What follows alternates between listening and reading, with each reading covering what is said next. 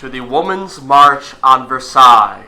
And this is often referred to as the October Days, in which the women of Paris end up marching through the rain in October 12 miles with pikes in their hands, with knives, with all types of tools in order to force the king to listen to their demands.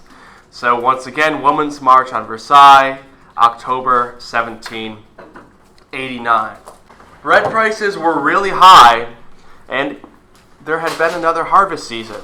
So they actually had a good harvest, but the bread prices still did not fall. They still had really, really expensive bread. So people were still believing that maybe aristocrats or the king or nobles were hoarding grain. People believed that the king was being led astray by anti-revolutionaries, by corrupt ministers, and that the king, our beloved father, the spokesperson for God and the French nation, was being really kind of dictated to. So in September and October, the king is reluctantly agreeing to the Declaration of Rights of Man and Citizen, as well as the abolition of feudalism. He's dragging his feet. He only is really giving in under pressure of violence. And people are still loyal to the king, but they once again believe that he's being led by corrupt ministers. There's like, in the two towers, you have Grima Wormtongue, who whispers into the ear of the king and like turns him into this old, feeble, decrepit man who could not think for himself and can barely utter two sentences together, and his kingdom is rotting as his enemies close in around him.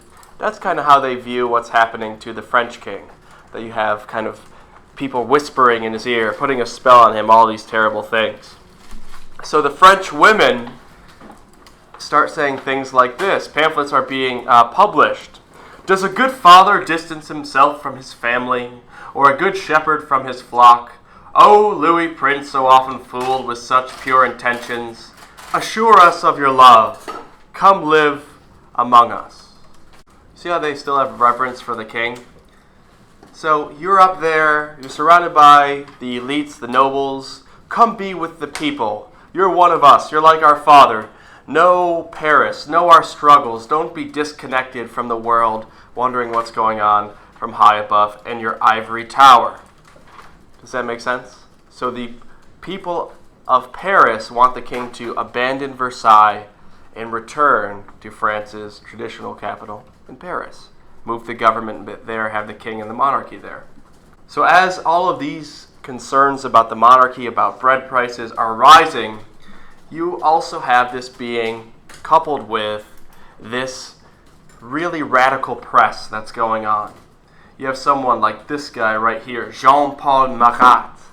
Jean-Paul Marat was someone who made himself like the vanguard, the most intense person of the revolution, calling people out and trying to be a truth sayer when at times he could be very much a bully, pointing fingers at people and nobles saying, you're holding grain, no, you're holding grain. And he does make a lot of ridiculous claims. So someone like Jean-Paul Marat, he was someone who wore filthy clothes as a symbol of rebellion against the monarchy, with their dresses and their powdered wigs and their wonderful style.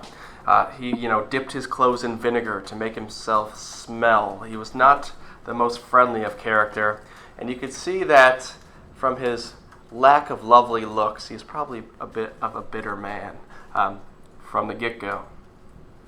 So we have political tension. We have the politics of starvation setting in. We have a radical press. And what's going to ignite these women and really call for them storming into Versailles is the fact that, add to this mixture, that the monarchy has mobilized more foreign troops. That there are now troops mobilized from Flanders that are stationed at Versailles.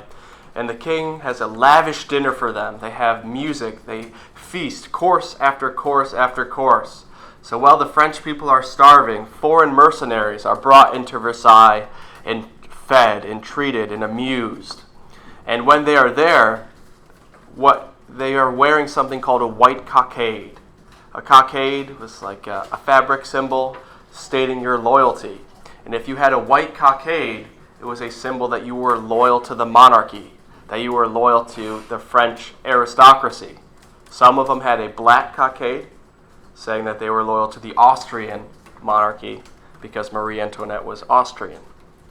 They're having these speeches, they're wearing these cockades. Couple this with some sensational journalism saying that these soldiers were denouncing the revolution, that they were spitting and stepping on the cockade of the French Revolution, that's red, white, and blue, and that they were going to be, the boots on the ground to put down all of these social changes, and that it could be a possible coup.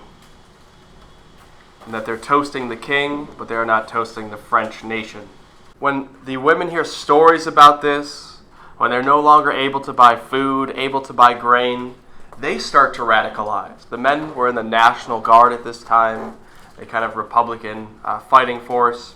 And the women meet up, and first it's 4,000, then 6,000, then 8,000, and they're giving rousing speeches. They're saying, we need to free Louis from his terrible, corrupt ministers. We need to make changes. The men have been weak and cowards. We will be the true facilitators of change in France.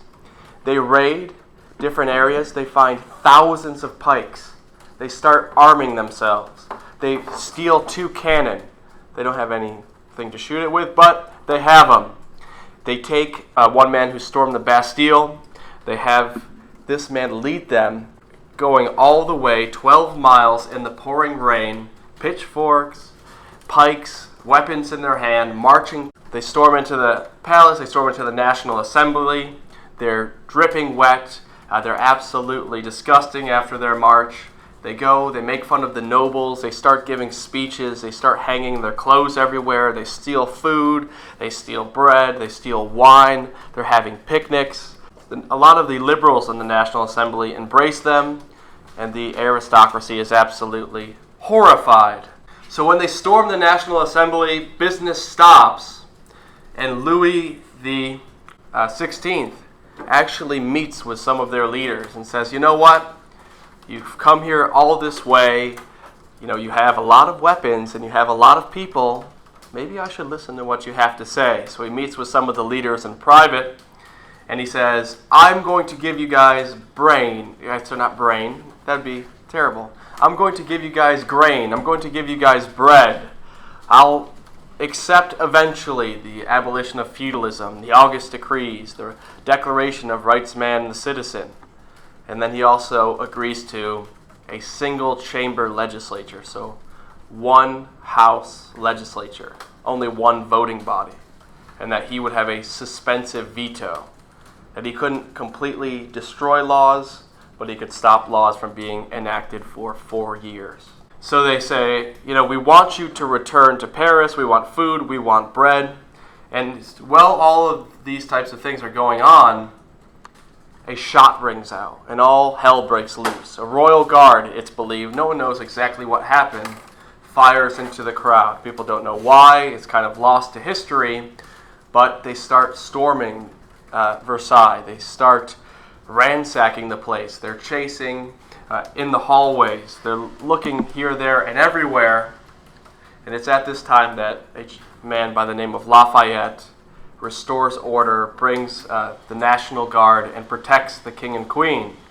Lafayette, of course, friends of Jefferson, friends of Washington, he actually put King Louis and Marie Antoinette on the balcony and forced them really to address the people. Tell them you love them. Tell them that you are going to make things okay, or else you're not walking out of here. Something bad's going to happen. They eventually listen to Lafayette. They go out to the crowd. The crowd hurrahs, falls back in love with the monarchy. But we can see from this painting, how does it look when the royal family is going back to Paris? Thousands of people in a convoy, tons of weapons, tons of revolutionaries surrounding them. And how do you think they feel in that carriage? Yeah, I am trapped.